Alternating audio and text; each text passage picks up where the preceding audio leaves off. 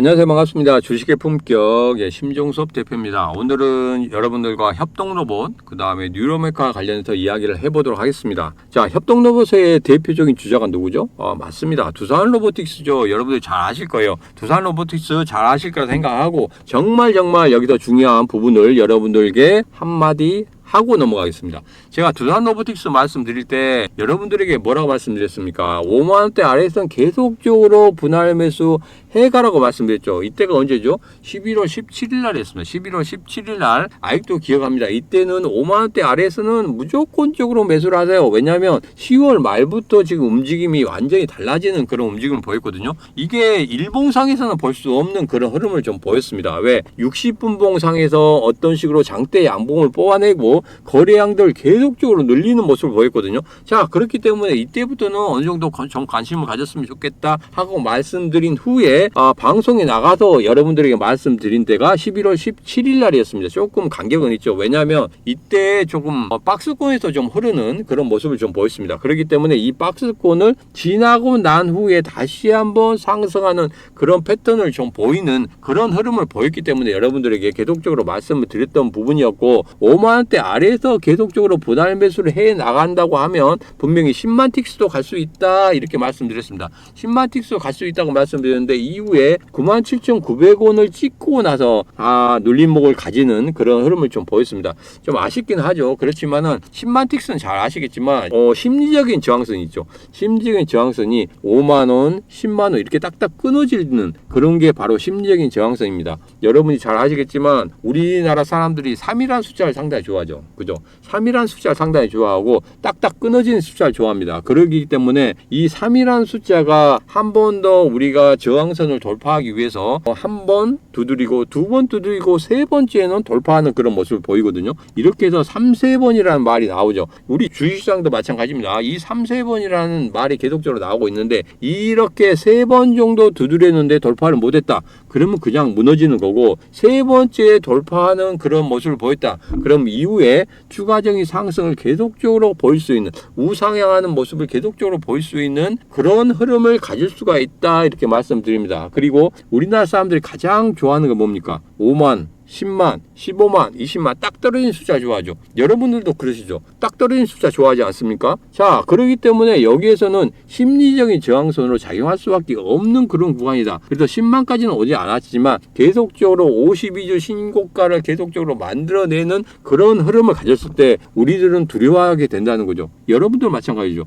여러분들이 어떻게 생각하십니까? 우리가 이렇게 정고점이 있었을 때는 우리가 이 정고점을 보고 가잖아요. 정고점을 보고 가기 때문에 이 정고점까지 가면 내가 여기에서는 어느 정도 물량을 조절을 좀 해야 되겠다 이렇게 생각을 하는데, 우리 같은 경우에는 이렇게 신고가를 돌파하는 그런 모습을 보이면 이때부터 불안해지는 거죠. 여러분도 불안해지지 않겠습니까? 저도 불안한데 어디까지 갈지 모르기 때문에 그게 불안한 거죠. 자, 그렇지만 이제는 97,900원이라는 정고점을 만든 다음에 다시 한번 조정을 주는 이런 박스권을 만드는 흐름을 가졌을 때, 자, 이제는 뭡니까? 97,900원이 하나의 목표가가 되는 거죠. 하나의 목표가가 되기 때문에 이 단기 박스권을 돌파한 후에는 분명히 97,900원을 넘어서서 이제는 심리적인 저항선이 10만원까지도 한번 도전해 볼 만한 그런 구간이다 이렇게 말씀드립니다. 자, 그래서 두산로보틱스를 왜 여기에서 언급하고 가느냐, 이게 가장 중요한 포인트인데, 자, 여기서는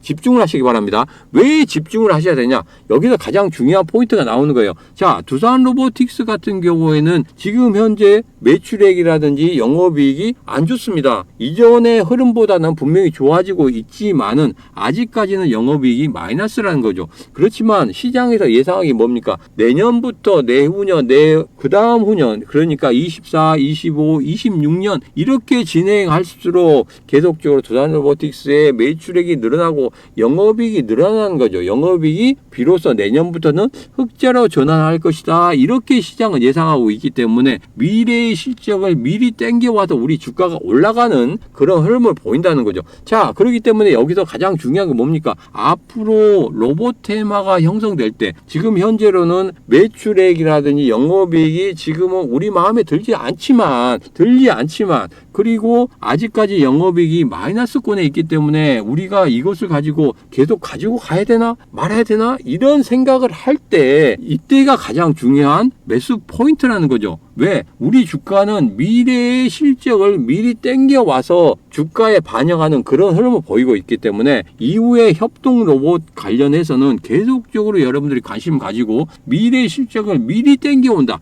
그리고 올해 12월 달에 아니더라도 내년 1월 달, 2월 달에는 분명히 미래의 실적을 땡겨오는 그런 흐름을 볼 수가 있다. 올해 초에 그랬죠. 올해 초에 로봇 테마들이 굉장히 큰 폭의 상승을 보였습니다. 자, 그렇기 때문에 다시 한번 로봇 테마가 형성될 수 있는 그런 구간에 들어섰다. 자, 그래서 여기에서 보면 오늘 나온 기사를 보면 뉴로메카 같은 경우에는 상당히 좋은 기사가 나왔죠. 여기서 가장 중요한 포인트가 뭐냐? 가장 중요한 포인트는 여러분들에서 딱 한 단어만 체크하시면 됩니다.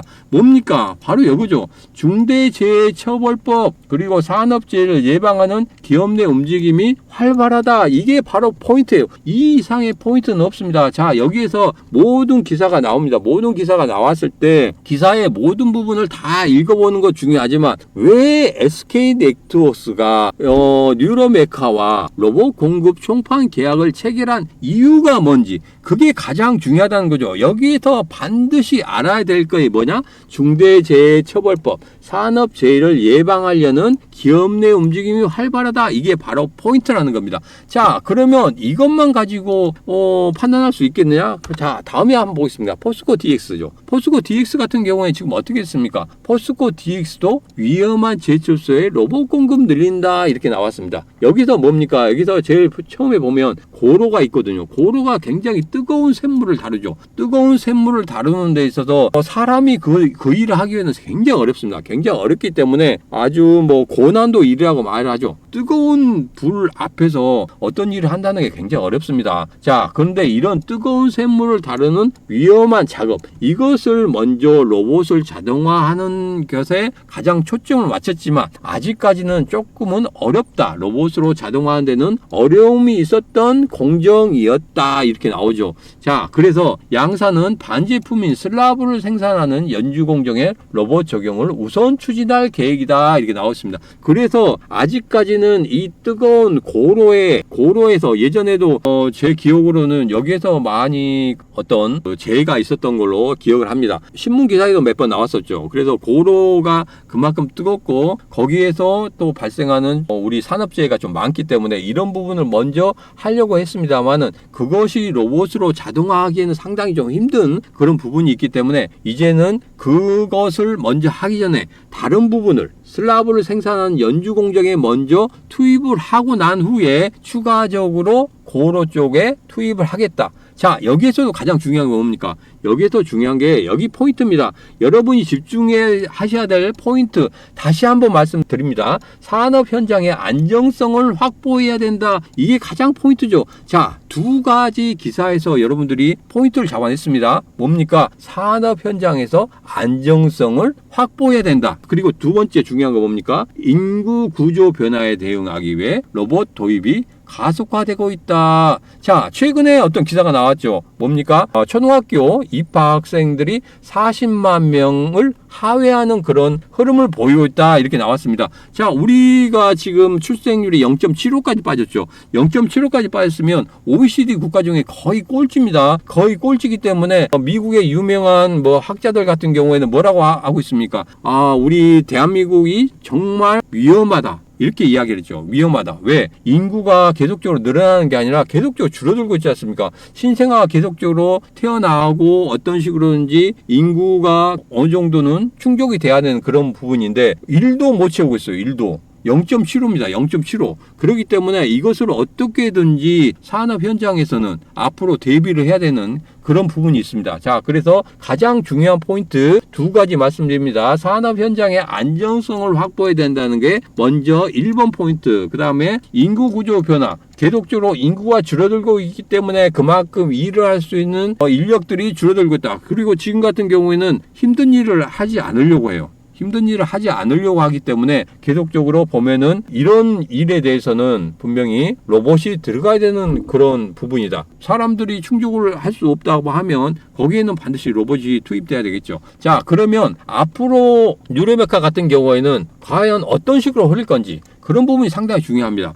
자, 앞으로 어떤 식으로 주가가 흘러가는지 이런 부분이 상당히 중요하기 때문에 여러분들에게 좀 말씀을 드리도록 하겠습니다. 자, 1차적으로 뉴로메카 같은 경우에는 지금 현재 흐름을 좀 보면 오늘 같은 경우에는 전고점까지 올라갔죠. 37,000원대까지 올라갔습니다만 다시 한번 이 전고점에서의 어떤 눌림을 가지면서 좀 눌리는 그런 모습을 좀 보였습니다. 자, 여기서 가장 중요한 게 뭡니까? 224일선과 111선을 제가 항상 말씀드리죠. 자, 5일선이 21선을 돌파하는 그런 흐름을 좀 보일 때 이때 목표가는 얼마라고 했습니까? 112일선이나 224일선까지 간다고 말씀드렸죠. 무조건적으로 갑니다. 이때는 무조건적으로 간다고 말씀드립니다. 무조건적으로 가기 때문에 여기에서 단기적으로 수익을 보실 분들 같은 경우에는 5일선이 21선을 돌파하는 그런 흐름을 보였다. 그리고 어느 정도 21선을 지켜주는 일봉의 흐름이 보인다고 하면 무조건 111선이나 224일선까지 흘러가는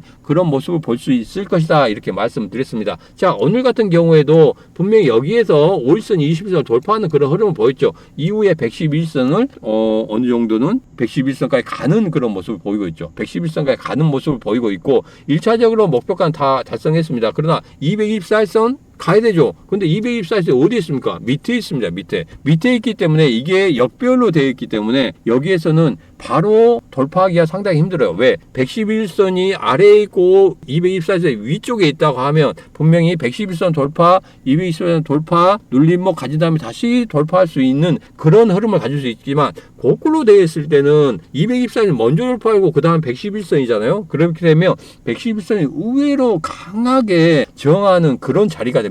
그런 자리가 되기 때문에 지금 같은 경우에는 어떻게 됐습니까? 지금 같은 경우에는 111선이 아래쪽에 있죠. 224선이 밑에 있고 111선이 위쪽에 있습니다. 111선이 위쪽에 있기 때문에 가장 강한 저항선이 될 수밖에 없어요. 자, 그래서 지금 현재는 37,500원이라는 전고점에서의 어떤 눌림목을 가지고 있지만 다시 한번 보면은 111선까지 내려오는 그런 모습을 볼 수 있습니다. 그래서 우선은 111선 34,000원을 돌파한 후에 34,000원을 지지해주는 그런 흐름을 보인다고 하면 이전에 37,000원이었던 전고점을 돌파하고 1차 목표가인 42,800원, 그 다음에 46,950원까지도 갈 수 있는 그런 자리다. 이렇게 말씀드립니다. 그래서 먼저 선제 조건이 뭡니까? 34,000원이라는 111선을 돌파 후에 지지하는 흐름을 하루나 이틀 정도 보여준다고 하면 분명히 다시 한번 42,000원이나 46,950원 전고점까지도 갈 수 있는 그런 흐름을 보일 수 있다. 이렇게 생각하시고 여러분께서 접근하시면 되겠다. 자, 뉴로메카도 마찬가지입니다. 지금 현재 앞서서 두산 로보틱스 말씀드릴 때와 똑같이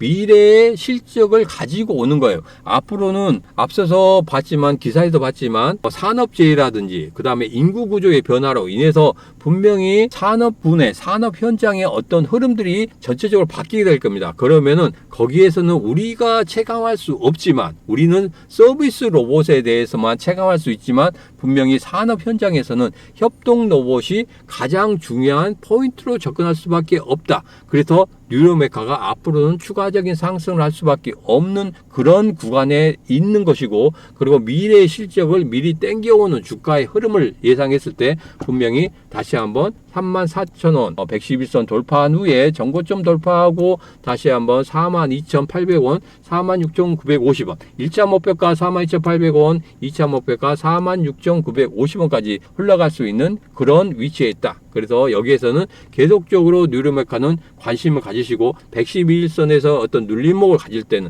분명히 여기에서는 분할 매수로 들어가면 충분히 수익을 만들 수 있는 그런 구간이다. 이렇게 말씀드리면서 뉴로메카 마치도록 하겠습니다.